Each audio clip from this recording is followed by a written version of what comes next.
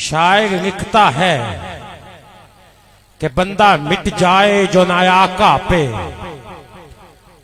बंदा मिट जाए जो ना आका पे, वो बंदा कया है।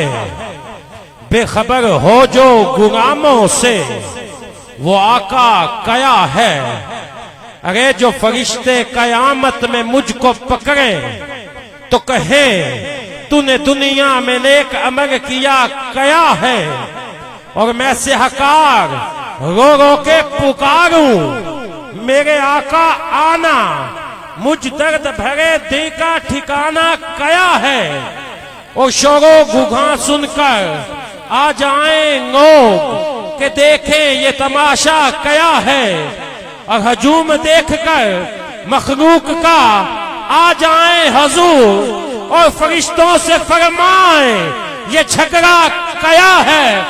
और मैं जो देखूं सरकार को तो पुकारूं वंगा, और मैं जो देखूं सरकार को तो पुकारूं वंगा।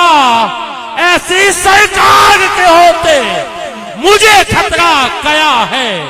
और ये सुनकर मोहम्मद फरमाए फरिश्तों से, अरे छोड़ दो, अब छोड़ भी दो आज़म रहमत आलम में इसकी उल्फत तो देखो।